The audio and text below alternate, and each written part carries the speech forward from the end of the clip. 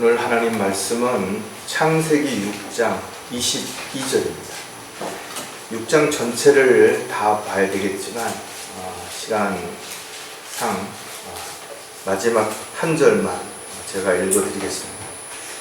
노아가 그렇게 하였으니 하나님께서 그에게 명하신 모든 것을 그대로 행하였더라.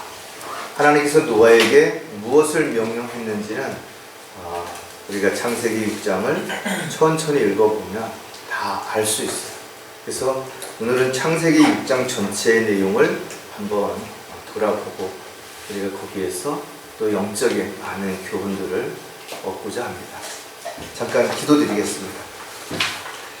말씀으로 우주 만물을 창조하시고 또 인간을 창조하셔서 하나님의 계획과 뜻 가운데 허락하셨지만 그러나 아담의 불순종으로 인해서 죄가 세상에 들어왔고 또 마귀의 공격과 세상의 유혹 가운데 수많은 사람이 죄인으로 태어나서 죄를 짓다가 결국은 죽어서 지옥에 가서 그 죄값을 받아야 합니다.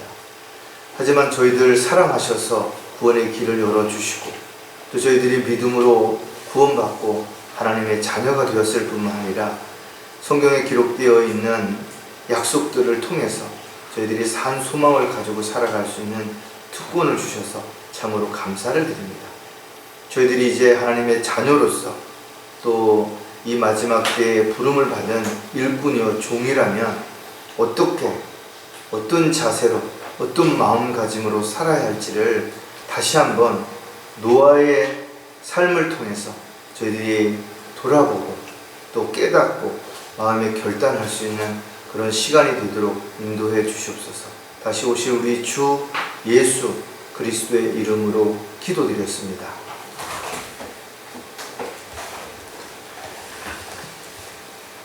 창세기 6장에 하나님께서 명령하신 내용은 인간적인 생각이나 지식이나 경험이나 입장에서는 도무지 이해할 수도 받아들일 수도 없는 그런 내용들이 기록이 되어 있습니다. 한 번도 비를 보지도 못한 그런 상황에서 큰 배를 만들어서 그것도 산 중턱에다가 배를 만들어서 사람들을 구하시겠다고 하신 이 이야기를 과연 누가 믿을 수 있고 누가 그것을 받아들일 수 있겠냐라는 것이죠. 오늘날 저와 여러분이 복음을 증거하면서 지옥에 대해서, 하늘나라에 대해서, 그리고 대환란, 천년왕국, 새 예루살렘 이런 부분을 이야기하면 사람들이 코웃음을 칩니다. 말도 안 되는 이야기라고 이야기하는 거예요. 무슨 SF 무슨 영화를 찍냐, 무슨 삼류 소설이냐. 하지만 우리가 한 가지 분명한 것은 역사적으로 아주 문명이 발달되지 않은 그런 오지 부족에서도 구전으로 내려오는 이야기들이 아주 오래 전에 조상들이 사는 그 시대에 엄청난 홍수가 있었다라고 이야기를 한다라는 거예요.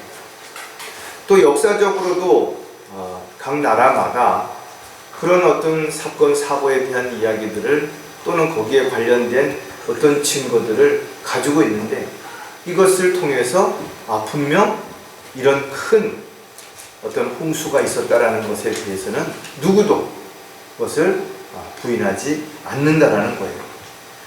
실질적으로 노아의 방주가 성경에 기록되어 있는 것처럼 아라랏 산에서 발견이 되었는데 이 발견된 지대가 약 3,000m 정도 돼요. 그러니까 거기는 식물이라든지 뭐 사람이라든지 이런 어떤 것들이 살 수 있는 그런 환경과 여건들이 아닌데도 불구하고 거대한 부펠나무로 만든 목주 건물이 발견이 된 거예요. 그래서 많은 사람들이 그것을 연구하고 또 그것에 대한 샘플을 채취해 가지고 연대를 측정하고 그랬는데 약 2800년 전에 나무로 지어진 것으로 발견이 됐고 또 그래서 터키의 국립대학이라든지 정부에서 공식적으로 그것은 노아의 방주가 맞다, 이렇게 인정을 한 것입니다. 성경을 읽어보면 지구가 완전히 물에 잠겼던 적이 2번 기록이 되어 있는데, 창세기 1장 1절과 2절 사이에 엄청난 물의 심판이 있었던 것을 알 수 있죠. 그래서 이것을 우리는 이사야 선지자라든지 또 에스겔서에 나와 있는 내용들을 통해서 사탄의 반역으로 인한 심판이 바로 하나의 큰 지구가 잠기는 사건이었다는 걸 알 수가 있고, 오늘 우리가 공부할 노아의 홍수를 통해서 또 한 번의 물에 잠기는 사건이 있었는데, 그럼 노아의 홍수가 일어나는 그 배경과 그 이유를 좀 생각해 보면, 하나님의 아들들이라고 불리는 천사들이 지위와 처소를 떠나서 세상에 내려와서 사람의 딸들과 짐승들을 취함으로 인해서 거기에서 반인반수 또는 우리가 생각지도 못하는 그런 거인들이 거기에서 태어난 것을 우리가 알 수 있죠. 그들이 지은 죄악이 너무나 심각했기 때문에 하나님께서는 실질적으로 생명을 가진 모든 것들을 멸하시고자 노아의 심판을 허락하신 것이라는 것도 우리는 잘 알고 있는 것이에요. 따라서 소돔과 고모라가 심판을 받았을 때와 그 다음에 노아의 시대의 심판을 받았을 때는 모두 죄악으로 가득 찬 그런 상태였다라는 것을 우리는 알 수가 있어요. 그래서 제자들이 예수님에게 언제 다시 오실 거냐라고 질문하셨을 때 예수님의 답변이 의외로 소돔과 고모라 성읍의 불의 심판, 또 노아의 날에 물의 심판을 언급하시면서 이와 같이 죄악으로 가득할 때 주님이 다시 오시겠다라고 그렇게 말씀을 하셨다는 거죠.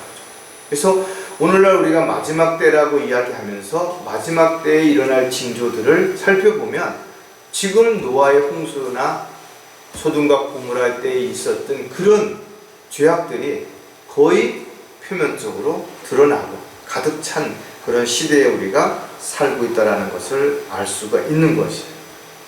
따라서 저와 여러분이 이 방주에 대한 부분을 그냥 하나의 어떤 사건, 이야기로 보아서는 안 된다는 거예요.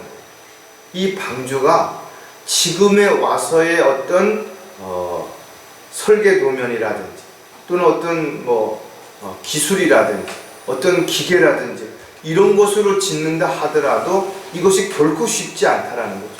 그만큼 규모가 어마어마했다라는 거예요. 근데 오늘 창세기 6장 22절에 보니까 하나님께서 노아에게 명령하신 모든 것들을 그대로 행했다라는 거죠. 즉 노아는 어떤 설계도를 보고 이것을 만든 것이 아니라 하나님께서 어떻게 만들라고 하는 명령을 받고 그렇게 만들었다라는 거예요. 그래서 우리는 그 기록되어 있는 내용을 통해서 알 수 있는 것이 어마어마하게 이 큰 그 내용의 그 방주를 한 번도 본 적도 없고 또 본인이 그런 경험을 해본 적도 없는 그런 상황에서 단지 순종함으로 인해서 이 방주를 만들게 되었다라는 것을 생각할 때 우리가 여기에서 영적으로 얻을 수 있는 것은 우리에게 하나님께서 요구하시는 것이, 명령하시는 것이 때로는 불가능해 보이고 무모해 보이고 또 말도 안 되는 것처럼 여겨진다 하더라도 우리가 그 말씀에 순종하게 된다면 놀라운 경험을 하게 될 것이고 놀라운 기적이 분명하게 일어날 것을 우리에게 가르쳐주고 있다는 거죠. 따라서 우리가 오늘 이 말씀을 통해서 다시 한번 순종의 의미를 한번 좀 생각을 하는 계기가 됐으면 좋겠습니다. 오늘 설교 제목은 노아가 보여준 순종 3단계입니다. 노아가 순종했던 내용들을 3단계로 나누어서 하나씩 살펴볼 거예요. 그렇다면 순종의 반대는 뭘까요? 바로 불순종입니다. 바로 불순종의 대표적인 사람은 아담인 것입니다. 그래서 아담 이후에 태어난 사람들을 모두 불순종의 자녀라고 사도 바울이 말씀했던 내용을 우리는 기억하고 있죠. 에베소서 2장 2절에 보니까 우리 모두가 불순종의 자녀였다는 것은 너무나 분명합니다. 전에는 너희가 그것들 가운데서 이 세상의 풍조를 따르고 공중 권세의 통치자 곧 지금의 불순종의 자녀들 안에서 역사하는 영을 따라 행하였으니 그랬죠. 구원받기 전에, 하나님을 알지 못하기 전에는 자기가 원했든 원하지 않았든 알았든 몰랐든 간에 불순종의 자녀로서 세상의 통치자를 따르는 그런 삶을 살았다는 거예요. 여러분들이 성경을 읽어보면 참으로 많은 사람들의 이름이 기록이 되어 있어요. 그 사람들마다 분명한 이유가 있으셔서 하나님께서는 성경에 기록해 놓으신 것입니다. 오늘 그 중에 노아라고 하는 한 사람을 우리가 보게 되면, 노아는 세 가지의 큰 특징을 이름과 연결해서 우리에게 보여주고 있는데, 그 중에 하나가 뭐냐 하면 노아는 의인이요 그랬어요. 에스겔서에서도 보면 노아를 의인이라고 이렇게 표현하고 있습니다. 구약시대에 사실은 의로운 사람은 구원을 받을 수 있죠. 그러나 그 의롭다라는 건 행위를 통해서 의롭게 돼야 되기 때문에 언제 그 행위가 또 달라질지 몰라요. 또 죄를 지을지 몰라요. 그런데 노아는 하나님 보이시기에 의인으로 보여질 만큼 분명하게 의로운 삶을 살았다는 거죠. 또 한 가지가 뭐냐면 그 당대의 완전한 사람이요. 그러니까 그 당시에 살았던 사람들 가운데는 노아를 완전한 사람이라고 칭할 만큼 모든 부분에서 완벽했다라는 거예요. 하나도 하나님과 동행한 사람이다 그랬어요. 에녹이 그랬던 것처럼 노아는 늘 하나님과 동행했고 하나님의 음성을 귀를 기울여 들었으며, 오늘 이 노아의 방주처럼 말도 안 되는 일이지만 하나님이 명령하셨을 때 그 방주를 순종하면서 지었다는 거예요. 실질적으로 연대기를 보면 약 2350년 BC로 봤을 때 그 당시에 살았던 사람이라는 것을 우리가 알 수 있어요. 그의 아버지가 라멕이고 그의 아들은 셈과 함과 야펫이 있었다라는 것도 우리는 성경을 통해서 알 수가 있는 것입니다. 그래서 우리는 이 노아의 홍수를 통해서 또 한 가지 알아야 되는 부분이 뭔가 하면, 노아의 홍수 이전에는 지금하고는 기후가 분명 달랐다라는 거죠. 그래서 사람들이 심지어는 900세가 넘도록 살았던 거예요.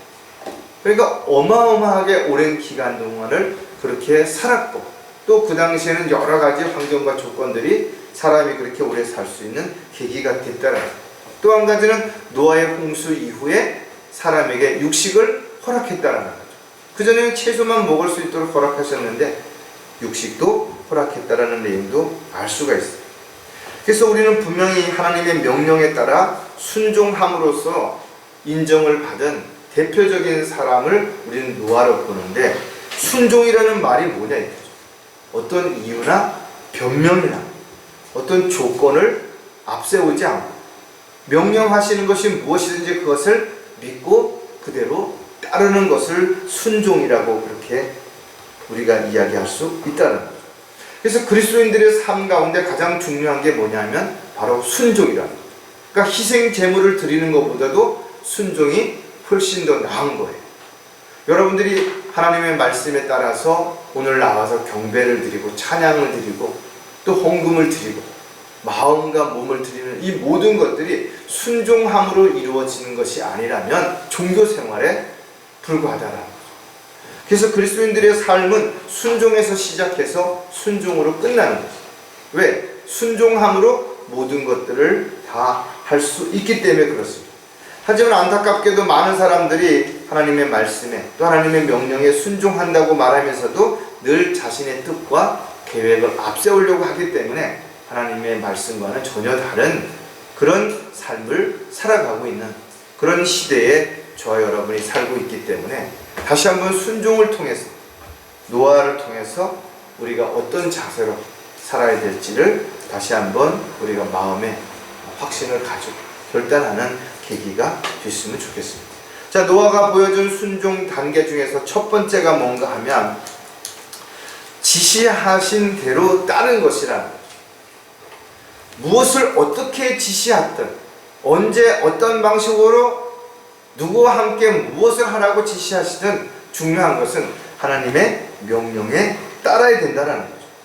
다시 말해서 내가 무엇을 얼마나 많이 하고 얼마나 열심히 하고 더 얼마나 잘한 것인가가 중요하지만 보다 훨씬 더 중요한 것은 그것을 순종으로 했는가 그렇지 않은가가 훨씬 더 중요하다라는 것이에요.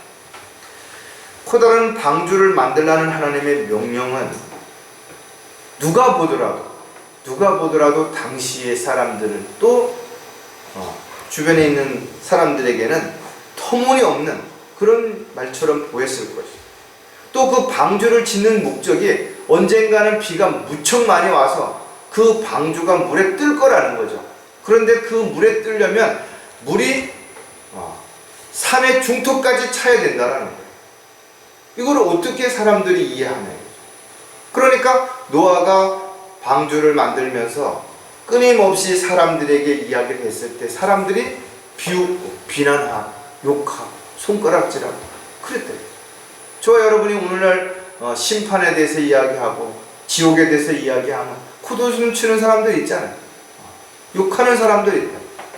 어리석게 여기는 사람들도 있는 것이에요. 그래서 이와 같은 내용들을 우리가 한번 좀 생각해 볼 때 과연 지금 저와 여러분에게 이와 같은 명령을 하나님께서 내리신다면 과연 예, 그렇게 하겠습니다 라고 순종할 수 있겠는가? 결코 쉽지 않은 것이라는 것이죠.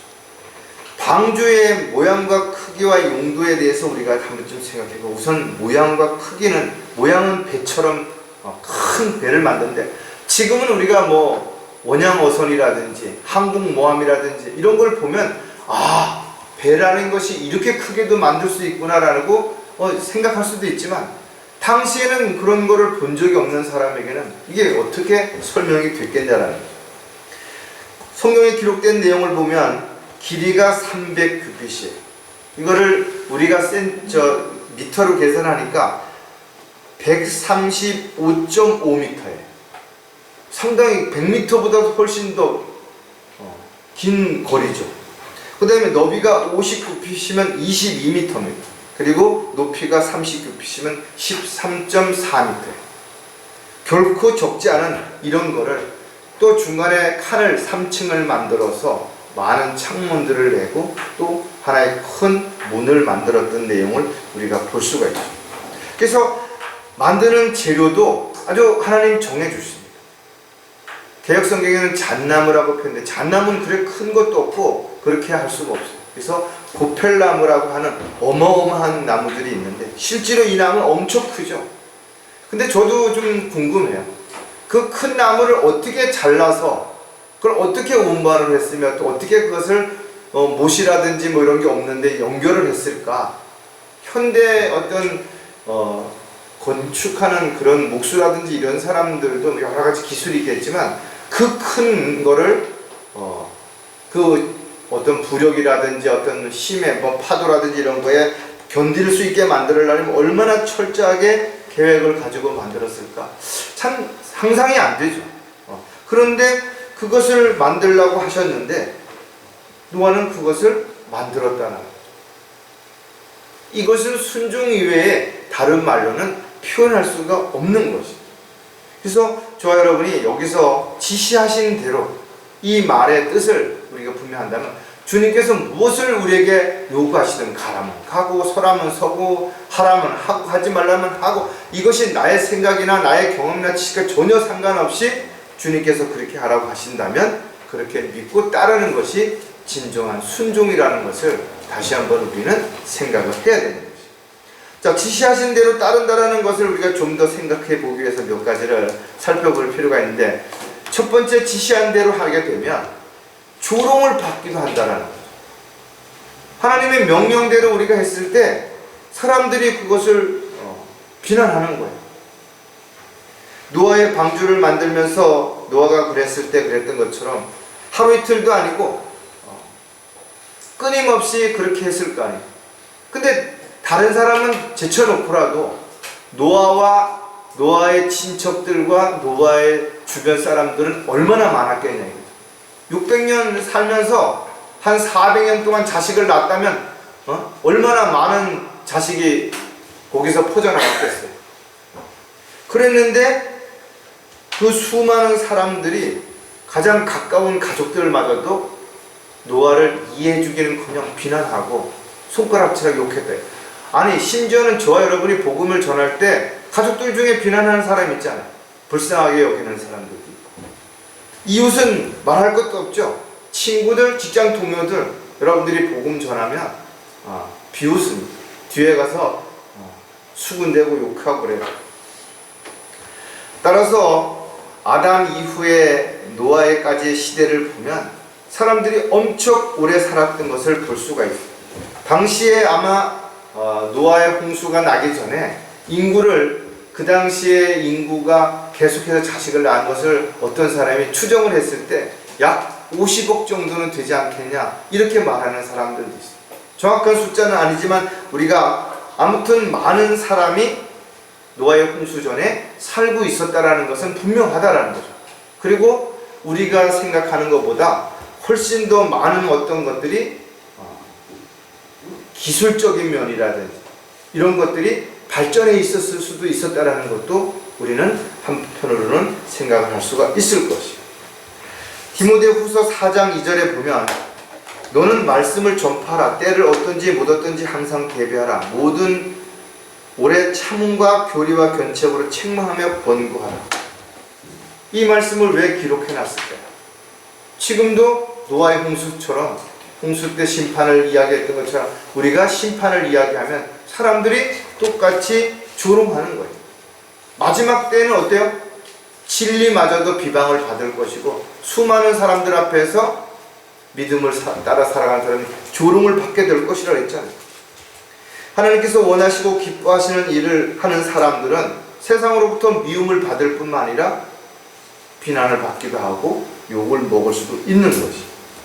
따라서 하나님의 일은 인간적인 어떤 지식으로, 열정으로, 노력을 하는 거 아니에요.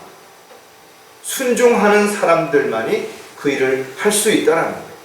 또 순종하는 사람들만이 그 일을 통해서 기쁨을 얻을 수 있고 하나님께 영광을 돌려드릴 수 있게 되는 것이에요. 따라서 하나님의 일은, 하나님의 계획은, 하나님의 뜻은 철저하게 전지전능하신 하나님의 방법대로 인도하시기 때문에 인간이 그것을 함부로 판단한다든지 함부로 그것을 평가한다든지 함부로 거기에 대해서 이러쿵저러쿵 이의를 제기하는 것이야말로 불순종이라는 것을 우리는 반드시 기억하고 성경에 기록되어 있는 말씀을 그대로 문자 그대로 믿고 따르는 것이야말로 진정한 순종이라는 것을 우리는 반드시 기억을 해야 될 것입니다. 두 번째, 지시한 대로 따르는 것은 유일한 방법이라는 것입니다. 하나님께서 만약에 다른 방법이 있으셨다면 다른 방법을 우리에게 또는 노아에게 그렇게 말씀하셨을 것이에요. 왜냐하면 더 쉬운 방법이, 더 좋은 방법이, 더 빨리 할 수 있는 방법이 있는데 굳이 120년이라는 기간 동안 방주를 만들라고 하셨겠냐는 거죠. 그 당시에는 그게 오직 유일한 방법이었다는 거죠. 그래서 물로 심판을 하시려고 할 때 그 물에서 살아남을 수 있는 방법은 배밖에 없는 거예요. 그래서 방주를 만들라고 하셨던 것처럼 오늘날 마찬가지로 저와 여러분이 복음을 전하는데 오직 예수 그리스도를 믿어야 된다 이거죠. 다른 방법이 없는 거예요. 유일한 방법을 하나님께서는 노아에게 명령하신 것이고 노아는 그것을 그대로 명령에 따라서 순종했다라는 것을 우리는 성경을 통해서 알 수가 있어요. 실질적으로 성경을 보면 물이 150일 동안 땅에 차고 넘쳤는데 그러기 위해서 땅이 열리고 또 하늘이 열리고 그래서 엄청나게 오랜 기간 동안에 물이 쏟아져 내리고 폭포수처럼 땅에서 지면을 뚫고 올라왔다라는 거죠. 그래서 결국은 어떻게 됐어요? 산 중턱에 만든 그 방주가 물 위에 뜨게 됐다라는 거예요. 창세기 7장 23절을 보면 지면에 있는 모든 생물이 멸망하였으니 곧 사람과 가축과 기어다니는 것들과 하늘의 새들이라. 이들은 땅에서 멸절되었으나 오직 노아와 그와 함께 방주에 있던 자들만이 살아남았더라 그랬어요. 어떻게 새는 날아다니는데 어떻게 물에 빠져 죽었냐니까. 알바트로스라고 하는 새 외에는 나머지는 일정한 시간이 지나면 날개를 접고 쉬어야죠. 근데 어디 앉을 데가 없는. 하나님의 심판은 누구도 거역할 수도 없고 그 심판을 피할 수 있는 방법도 없다라는 거예요. 예외가 될 수 있는 사람은 이 세상에 단 한 사람도 없는. 아무리 뭐 지식이 있고 뭐 건강하고 돈이 많고 잘 나간다 하더라도, 인기가 있다 하더라도 소용없다라는 거예요. 방주 속에 들어가지 않은 어떤 생명체도 살아남을 수 없었던 것이. 이것은 오늘날도 마찬가지. 이 세상에서 얼마나 잘났고 똑똑하고 하든 뭐 돈이 많든 예수 그리스도를 믿고 보혈의 능력으로 구원받지 않는 사람들은 단 한 사람도 지옥의 형벌로부터 구원받을 수 있는 사람은 없다라는 거예요. 이게 유일한 방법. 이 유일한 방법을 하나님께서는 노아에게 방주를 만들라고 지시하셨던 것처럼 지금 저와 여러분에게도 복음을 전파하고 그 복음을 듣고 사람들이 믿고 구원받을 수 있도록 도구로, 일꾼으로 그렇게 살라고 하시는 것입니다. 이것을 우리는 순종하면 되는 거예요. 자, 지시하신 대로 따르는 것은 또 하나 뭐냐 하면 오래 참고 견뎌야 한다. 그냥 이건 일순간에 끝나는 게 아니에요. 간단한 것들이 아닌 것입니다. 창세기 6장 3절에 보니까 120년이라는 유예 기간이 나온 것입니다. 하나님께서 심판을 결정하신 후에 노아에게 오랜 기간 동안 방주를 만들고 그 심판에 대한 이야기를 할 수 있도록 기회를 주시고 많은 사람들에게도 기회를 주신 것입니다. 하나님이 어떤 일을 하실 때 즉흥적으로 기분이나 감정에 따라서 일을 하시는 것이 아니라 반드시 미리 경고하시고 그것을 지키고 행할 수 있도록 기회를 주신 다음에 그 다음에 그 일을 진행해 옮기시는 것이. 2000년 동안 지금까지 복음이 전파됐지만 실질적으로 구원받은 사람들은 많지 않은 것이. 아무리 언론을 통해서 뭐 이야기가 되고 신문이나 책을 통해서 많은 사람이 알 수 있는 글이 써져 있고 또 교회들마다 구원받은 사람들이 외치고 이야기한다 하더라도 여전히 구원받지 않은 사람들이 우리 주변에도 많이 있다라는 거죠. 저와 여러분이 왜 오래 참고 견디면서 끊임없이 이 복음을 지속적으로 전해야 하는가 하면 언제 그들이 돌이킬지 우리는 알 수 없기 때문에 그런 거죠. 베드로후서 3장 9절에 보면 주의 약속은 어떤 사람들이 더디다고 생각하는 것 같이 더딘 것이 아니라 오직 우리에 대하여 오래 참으시어 아무도 멸망하지 않고 다 회개에 이르게 하려 하심이라 했어요. 저에게도 아직 구원받지 않은 가족들이 많이 있어요. 어떻게 보면 그들이 어떻게 살든 얼마나 뭐 잘 살고 재미있게 살고 행복하게 사는지는 잘 모르겠지만 제가 볼 때는 참 딱하고 불쌍하고 어리석어 보이는데 받아들이지 않죠. 그 마음이 아프다 이거죠. 어떻게 보면 지금은 축구 시합으로 비교하면 이미 90분 경기가 다 끝났어요. 다만 루즈 타임이라고 해서 그 심판의 어떤 재량에 따라서 1분을 더 줄 수도 있고 5분을 더 줄 수도 있는 이 시간만 남아있는 것입니다. 성경을 보면 둘째 날과 넷째 날에 대한 부분들이 나와 있죠. 그러면 6,000년은 다 지나간 거예요. 이제 어떻게 보면 구약 4,000년과 신약 2,000년에 보면 그러면 이제 일곱째 날이 와야 되잖아요. 시간이 없다라는 거예요. 오늘 주님이 오신다 하더라도 전혀 틀린 얘기가 아닌 거예요.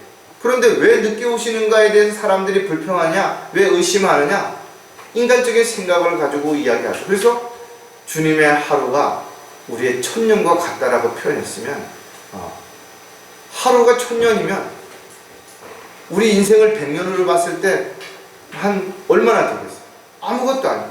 정말 조금만 더 시간을 주신다 하더라도 우리에게는 많은 시간을 더 주시는 거죠.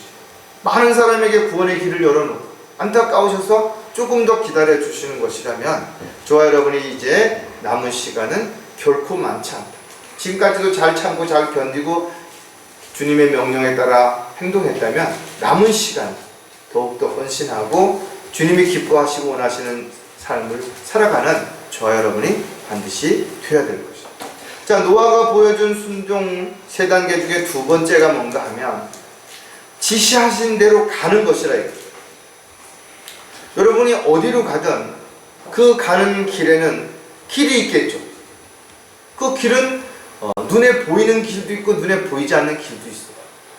우리가 자동차나 사람이 다니는 길은 눈에 보이지만 배가 다니거나 비행기가 다니는 길은 우리 사람의 눈에 안 보인다. 그러나 분명히 길은 있는 것이에요. 구원의 길 역시 마찬가지로 사람들의 눈에는 안 보이지만 그러나 성경을 통해서 우리가 영적인 눈으로 보면 그 구원의 길이 훤하게 다 보이잖아요. 그리고 그 구원의 길의 끝에는 영생이 있고 생명이 있고 영원이 있는가 하면 넓고 평탄해 보이지만 많은 사람들이 가는 그 길의 끝은 멸망이라, 지옥이라, 안타깝더라. 따라서 우리가 하나님께서 말씀하셨던 것처럼 우리가 어디로 가라고 한다면 우리는 글로 가면 되는 거예요. 이스라엘 백성을 출애굽했을 때 광야에서 그랬던 것처럼 구름 기둥으로 또 불 기둥으로 밤낮 없이 하나님께서 인도하시는 대로 따라가면 되는 거예요. 멈추면 멈추면 되는 거고 움직이면 따라가면 되는 거예요. 왜? 저와 여러분에게도 길이신 예수 그리스도께서 우리가 주님께로 가는 길을 또 주님이 우리에게 어떻게 살아야 되는지에 대한 길을 인도하시고 계시는 것이 분명하잖아요. 그리고 우리는 그 길이신 주님을 따라가는 것이에요. 마찬가지로 지시한 대로 가는 것이에요. 들어가라면 들어가고 나가라면 나가고 멀리 가라면 멀리 가고 가까이 가라면 가까이 가는 것이, 내가 거기에 대해서 불평하고 원망하고 탓할 이유가 전혀 없다라는 거죠. 자, 이제 방주를 다 만들었을 때 주님께서는 지시했다. 방주 안으로 들어가라는 것이. 그럼 들어가면 돼요.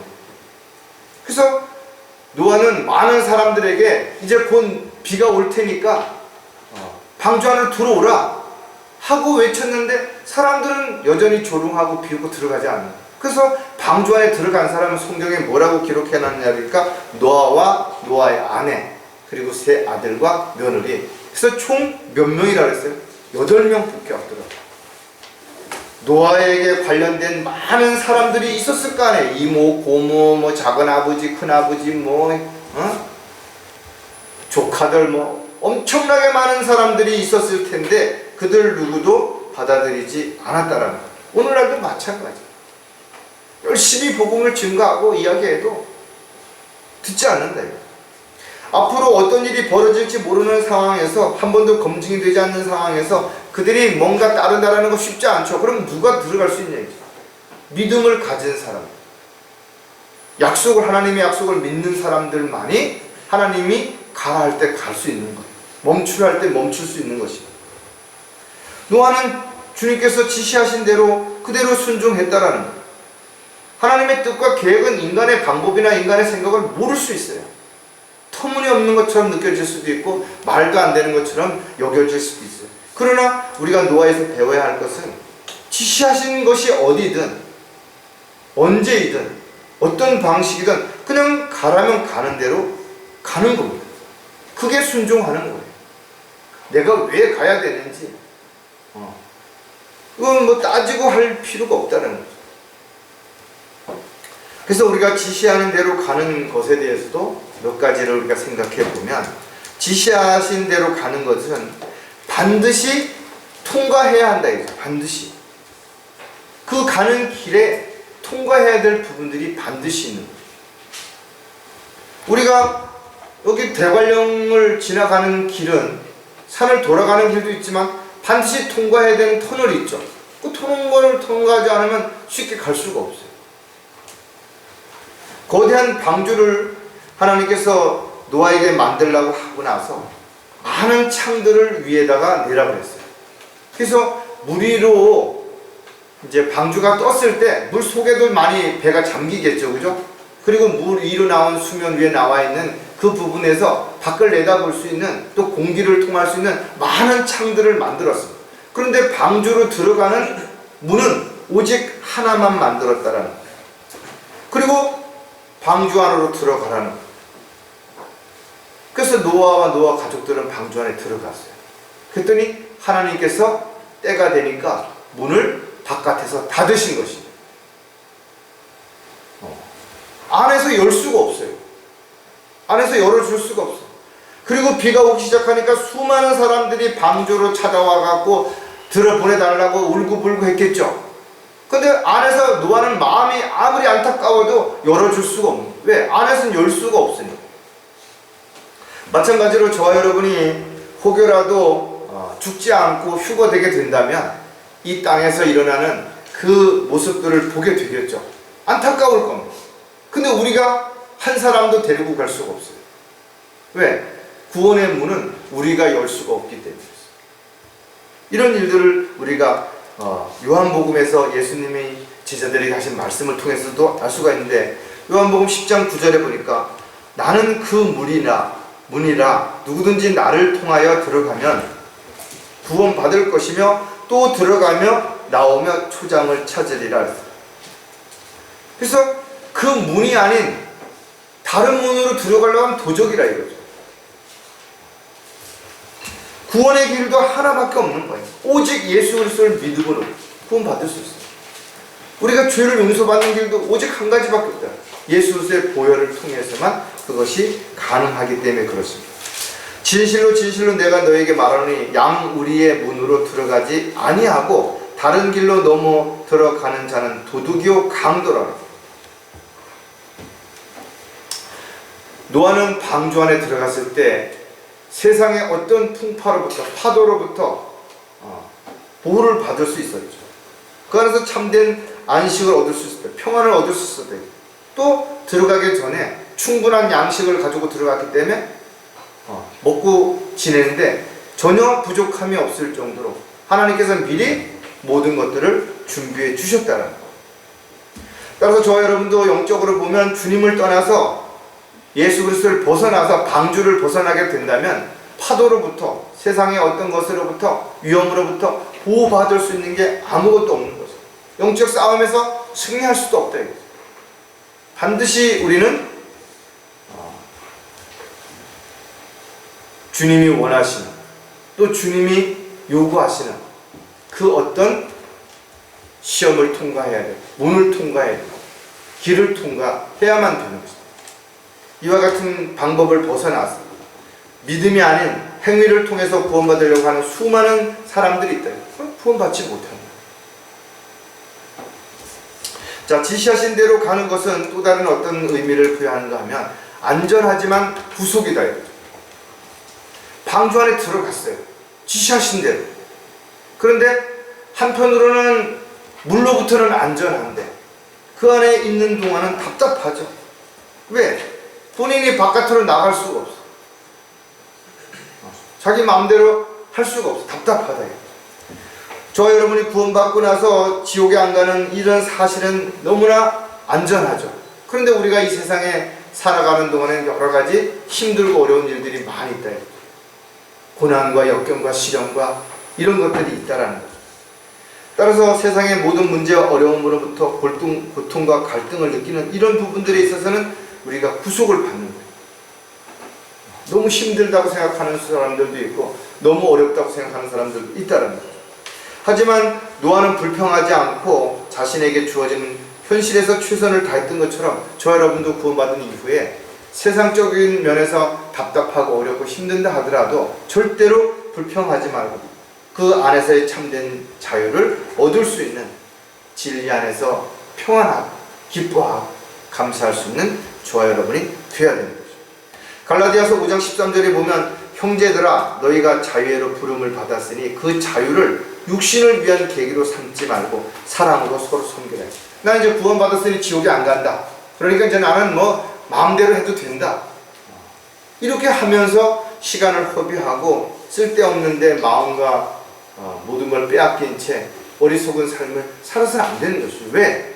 우리는 구원받은 것이 다가 아니라 구원받은 것은 또 다른 시작에 불과하기 때문에 그런 것이죠. 또 우리는 구원받은 이후에 이제는 하나님의 피로 값을 치르고 사신 우리 몸을 하나님께 온전히 드려서 하나님께 영광을 돌려드리는 도구로 일꾼으로 살아야 할 분명한 종의 신분인데도 불구하고 여전히 자기 권리를 주장하고 자기 입장이나 생각을 생각한다면 이것은 올바른 방법이 될 수 없기 때문에 그렇다라는 거죠.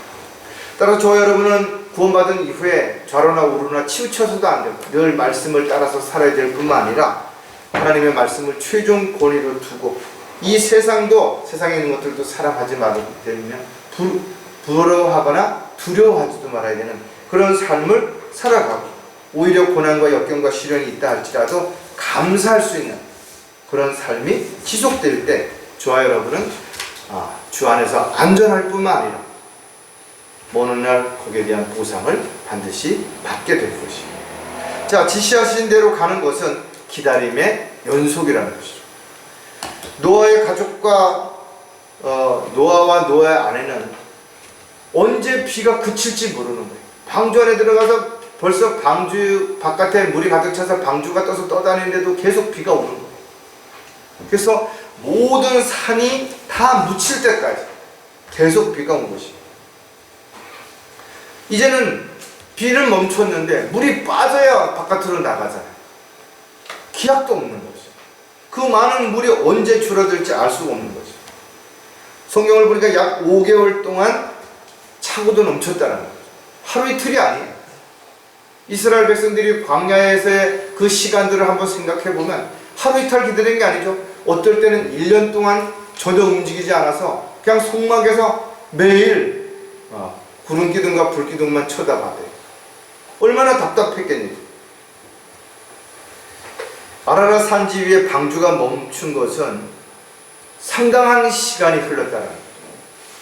그동안 노아와 노아의 가족들은 그 방주 안에서 꼼짝달싹 못하고 그 안에만 있었던 거지. 구원받은 하나님의 자녀가 신앙생활을 한 지도 많은 시간이 흘렀음에도 불구하고 주님 오신다고 그러셨는데 아직 안 오셨대요.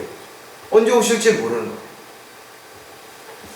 그 기다림이 끊임없이 우리는 지속되고 있는 것이죠. 언제까지? 주님 오실 때까지. 또 우리가 주님 오셨을 때 어떤 상태로 살아야 되는지에 대한 부분도 반드시 우리는 기억해야 될 것이고, 그리고 그 기다리는 시간들 속에서 끊임없이 믿음 안에서 말씀 안에서 그렇게 살아갈 수 있는 그런 저와 여러분이 반드시 돼야 될 것이죠. 따라서 저와 여러분이 언제 어디서 무엇을 하든 항상 기억해야 되는 부분, 또 항상 감사하면서 살아야 되는 부분들을 우리가 어떻게 살 것인가. 마가복음 13장 32절에 그 날과 그 시간에 관해서는 아무도 모르나니 정녕 하늘에 있는 천사들도 모르고 아들도 모르며 오직 아버지만 아시느니라. 주님께서 분명 다시 오셔서 우리를 데려가시겠다고 약속하셨다 이거죠. 근데 그 날짜를 우리는 모르는 거예요. 다만 성경을 통해서 우리는 그 때가 가까이 왔다라는 걸 알 수 있죠. 보라, 내가 속히 오리라. 이 책의 예언의 말씀들을 지키는 자는 복이 있도다 그랬죠. 그래서 사도 요한은 주 예수여 오시옵소서, 빨리 오시기를 강구드리는 것이죠. 사도 바울 역시 내가 주님의 품으로 빨리 가는 것이 훨씬 좋지만, 그러나 우리가 이 땅에서 뭔가 해야 할 일이 있다는 거죠. 그러나 그 모든 시간들 속에 우리는 간절히 사모하며 기다리지 않는다면 사도 바울이 고백했던 것처럼 우리가 멸류관을 받을 수 없게 되는 거죠. 또 우리가 그 기다리는 연속 가운데 많은 어려움과 문제와 힘든 상황들이 부딪히겠죠. 그러나 이 모든 것들을 다 견뎌내고 이겨내야 된다는 거죠. 왜? 마지막 때에는 마귀의 유혹과 세상의 유혹들이 끊임없이 우리를 실족하게, 믿음의 때에서 이탈하게 만들려고 하기 때문에 끝까지 기다림의 연속을 기억하시고 달려갈 길을 마치는 순간까지 반드시 승리해야 될 것입니다. 자, 노아가 보여준 순종의 마지막 한 가지 또 뭐냐면 지시하신 대로 하는 것이다. 방주 안에 들어가서 창밖으로 내다봤을 때 참 답답하죠. 물은 줄어들지 않으니까. 그런데 저와 여러분이 이런 상황에 기다리고만 있을 수는 없다라는 거죠. 왜? 뭔가 해야 할 일들이 있다라는 거죠. 그 안에는 가족들이 있고 수많은 짐승들이 그 안에 함께 있기 때문에 그 짐승들에게 명령을 해서 그들이 뭘 찾아서 먹을 수가 없잖아요.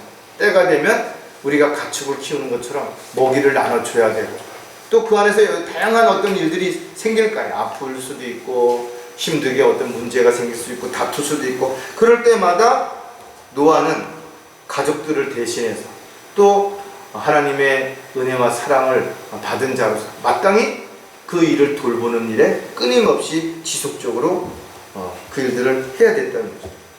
왜냐하면 많은 그 가족들이 불안해했겠죠.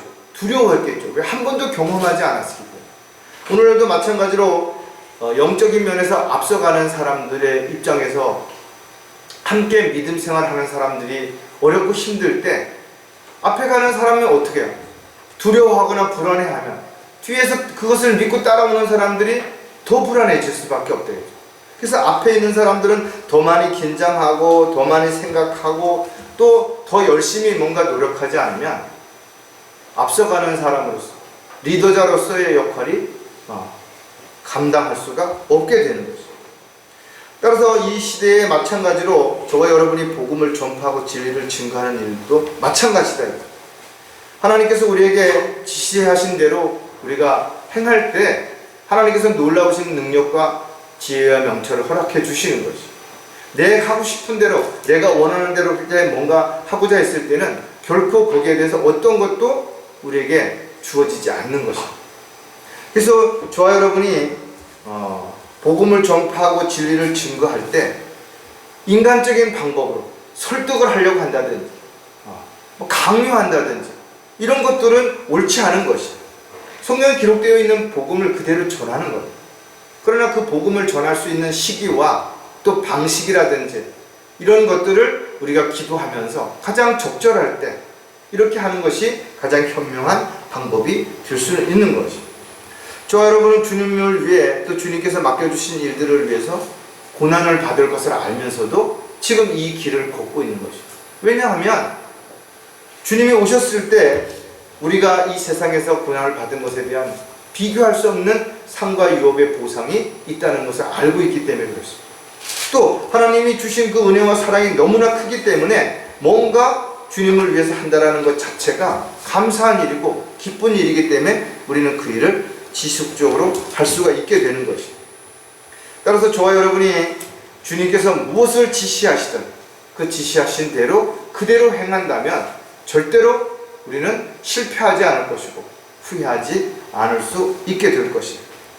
따라서 저와 여러분에게 보여주는 노아가 했던 그 순종의 3단계처럼 지금 저와 여러분에게 무엇인가를 만약에 지시하신다면 거기에 대해서 어떤 시기든 의문을 제기하거나 이 일을 제시하지 말고 그대로 순종한다면 반드시 거기에 합당한 지혜와 능력을 주실 뿐만 아니라 그 일을 감당할 수 있는 힘도 허락해 주실 것이기 때문에 그렇다라는 거죠.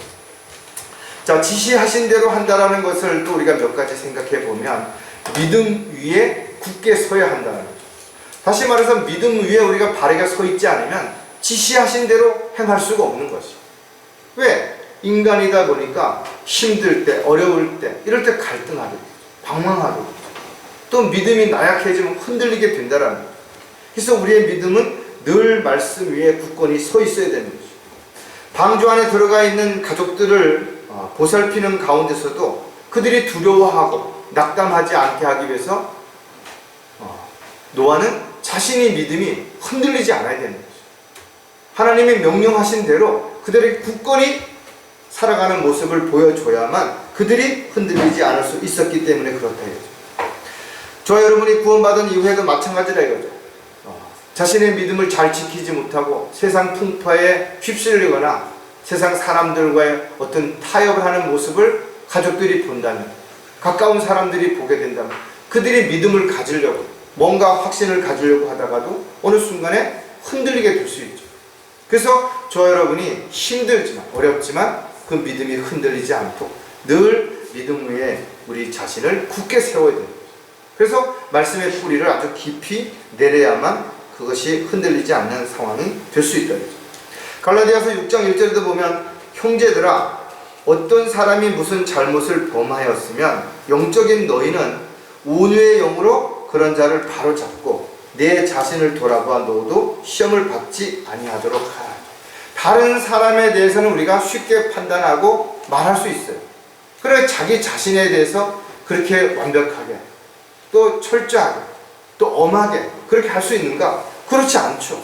그래서 수많은 사람들이 자신의 눈에 들보는 못 보면서 남의 눈에 티를 가지고 이야기한다. 마찬가지로 저와 여러분이 믿음 위에 굳게 서 있지 않으면 어떻게 하든지 자신을 옹호하기 위해서 어쩔 수 없었다, 그럴 수밖에 없었다, 이런저런 핑계와 변명을 앞세워서 자신을 합리화시키려고 하면서 죄를 지을 수밖에 없게 된다는 거죠. 사도 바울 역시 이렇게 고린도전서에 보면 내가 내 몸을 억제하여 복종하게 함은 다른 사람에게 전파한 후에 도리어 내 자신이 버림을 받지 않게 하려는 것이다. 오히려 자신이 복음을 전하고 많은 사람들은 그 진리를 외쳤던 사람들이 오히려 거기서 떠나가죠. 엉뚱한 짓을 하는 사람들이 얼마나 많나 이거죠. 사도 바울이 염려했던 그런 일들이 일어난 것이죠. 저와 여러분도 마찬가지로 우리가 하나님의 말씀을 통해서 이렇게 살아야 되고 이렇게 해야 되고 이런 말들을 많이 했다 이거죠. 근데 과연 그렇게 지금 살고 있는가? 그렇지 못한 부분들도 얼마든지 보여질 수 있죠.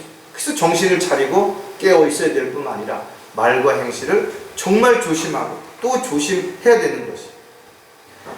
자신으로 인해 다른 사람이 힘들지 않도록, 상처받지 않도록, 실족하지 않도록 그렇게 하기 위해서는 우리는 어떻게 되냐?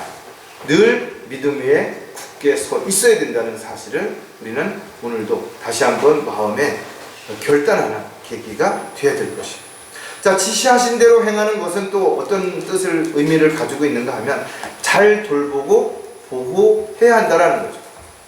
하나님께서 저와 여러분에게 또 각 가정마다 또 각 직장에서의 자신의 역할마다 분명히 해야 할 일들이 있죠. 그 해야 할 일들을 우리는 잘 해야 되는 거죠. 왜? 때로는 우리가 누군가를 돌아보고 보호해야 되고 이끌어야 되고 그들에게 뭔가 선한 영향력을 끼쳐야 할 때도 있기 때문에 그렇다라는 거죠. 방주 안에서 노아는 실질적으로 그런 부분에서 이 역할을 충실히 했던 거예요. 또 믿음의 형제 자매들도 가장들의 역할이 훨씬 더 큰 겁니다. 그냥 영적인 권위만 준 게 아니에요. 그 영적인 권위를 준 것은 믿음을 통해서도 가족들에게 신뢰를 받고 가족들을 이끌어갈 수 있는 그런 역할까지 책임과 의무도 함께 준 것입니다. 따라서 이런 부분에서 엄청나게 부담이 되는 거죠. 나 몰라라 하고 나만 편하고 나만 쉽게 이렇게 살라고 해서는 안 된다는 거죠. 따라서 저와 여러분이 교회에서 뿐만 아니라 가정에서도 또 나아가서 자신이 처해 있는 어떤 곳에서도 마찬가지로 자기가 해야 할 어떤 직분이라든지 어떤 위치가 있다면 거기에 걸맞는 삶을 살아야 됩니다. 그렇지 못했을 때는 오히려 비난을 받거나 욕을 먹을 수도 있기 때문에 그렇죠. 자, 갈라디아서 6장 10절에도 보면 그러므로 우리는 기회가 닿는 대로 모든 사람에게 선을 행하되 특히 믿음의 가족들에게 할지니라 그랬어요. 가장 먼저 믿음의 가족들에게 있어서 우리가 어떻게 돼요? 본을 보여야 되겠죠. 또 자신의 역할을 충실해요. 부모는 부모의 역할, 자식은 자식의 역할을 충실히 했을 때 모든 가족에게 서로에게 도움이 되고 또 서로에게 위로와 힘을 줄 수 있기 때문에 그렇다. 교회 안에서도 마찬가지죠. 각자 자기의 역할을 충실히 했을 때 또 자기의 믿음을 잘 지키고 또 서로를 어렵고 힘든 지체들을 배려하고 사랑하고 돌보고 보호했을 때 함께 승리할 수 있는 아름다운 간증의 삶을 살아갈 수 있고 교회가 더 강력한 힘있는 교회가 될 수 있기 때문에 그렇다는 거죠. 목사나 집사뿐만 아니라 모든 성도들 마찬가지다. 자신이 해야 할 일에 최선을 다하고 있어야 할 자리에서 열심을 다하지 않는다면 어떤 조직이든 어떤 모임이든 마찬가지로 쉽게 약해지고 또 분열이 일어나고 분파가 일어날 수 있기 때문에 그런 거죠. 자, 지시하신 대로 하는 것은 각자의 역할을 해야 한다 이거죠. 방주 안에는 가족뿐만 아니라 수많은 종류의 동물과 새들이 들어있었죠. 이런 많은 다양한 짐승들을 돌본다는 거 쉽지 않죠. 왜? 먹는 것도 다르죠. 또 활동하는 시간도 다르죠. 생활 습관도 다르죠. 사람들도 마찬가지. 나이와 성별과 또 능력이나 이런 거에 따라 다 다른 것이죠. 교회 안에 있는 형제 자매들도 마찬가지예요. 같은 믿음, 같은 소망 안에 있지 않다면 쉽게 이해하고 쉽게 배려할 수 없어요. 왜? 서로 다르기 때문에. 목적도 다르고, 취향도 다르고, 성향도 다르고, 성격도 다르고, 좋아하는 음식도 다르고, 색깔도 다르고, 다 다르죠. 그래서 우리는 각자의 역할이 있는 것이에요. 그래서 다른 사람하고 비교해서 너는 왜 이러냐 저러냐 이렇게 하지 말고 자신의 역할, 자기가 있어야 할 자리에서 최선을 다하는 것이야말로 가장 의미 있고 가치 있는 종으로서, 일꾼으로서의 삶이 되는 것이에요. 요한일서 2장 5절에 보면 누구든지 그의 말씀을 지키는 자는 하나님의 사랑이 참으로 그의 사람 안에서 온전해지니 이로써 우리가 그분 안에 있음을 아느니라. 우리가 해야 되는 것은 말씀 안에서 그 말씀을 지키는 것입니다. 성경에 기록된 대로 그대로 믿고 그대로 따르는 것이죠. 어떤 사람이 하자, 어떤 사람이 싫다, 그래서 무엇이 결정되는 것이 아니라 성경에서 기록된 대로 하나님께서 원하신다면, 하나님께서 지시하시는 것이라면 우리는 그대로 행하는 것입니다. 이것이 가장 잘하는 것이죠. 자신이 어떤 재능, 어떤 능력, 어떤 은사를 가지고 있던 가장 중요한 것은 그 모든 것들을 주님이 기뻐하시는 일들을 위해서 그렇게 해야 되는 것이죠. 그래서 베드로는 너희가 성령을 통하여 진리에 순종함으로써 너희 혼들을 정결케 하여 가식 없는 형제 사랑에 이르렀으니 순결한 마음으로 서로 뜨겁게 사랑하라. 그러니까 서로 지체들을 사랑하는, 그리고 그 마지막 때가 가까이 올수록 더욱더 주 안에서 사랑하지 않는다면 세상의 유혹으로부터, 마귀의 미혹으로부터 우리 스스로를 지킬 수 없기 때문에 우리는 힘을 합쳐서 마귀의 공격과 방해를 막아내고 대처하고, 그러면서 우리가 주님이 기뻐하시고 원하시는 열매 맺는 삶을 지속적으로 살아야 되는 것이죠. 따라서 주님께서 어떠한 명령을 우리에게 내리셨든 우리가 해야 하는 일은 오늘 노아가 그랬던 것처럼 노아가 순종하는 그 자세를 우리가 세 가지를 살펴봤는데 우리도 동일하다. 어떤 지시가 내렸든 간에 그것으로 그냥 따르는 것이, 또 지시하신 것이 어디로 장소나 방식을 하든 그대로 가는 거예요. 무엇을 맡기셨든 무엇을 원하시든 종이라면 자신의 권리를 주장하지 말고 그대로 행하는 것입니다. 그렇게 하려고 할 때, 순종할 때 하나님께서는 길도 보여주실 것이고 필요한 지혜와 능력도 주실 것이고 또 모든 것으로부터 우리를 지키시고 보호해 주시겠다고 약속하고 있기 때문에 그렇습니다. 따라서 우리가 가장 먼저 생각해야 되는 것은 주님을 위해서 무엇을 얼마나 더 열심히 많이 하는 것보다 먼저 주님의 명령에 지시하신 대로 순종하는 것이 먼저라는 사실을 다시 한번 기억하는 저와 여러분이 되시기를 주님의 이름으로 부탁을 드리겠습니다. 기도하겠습니다.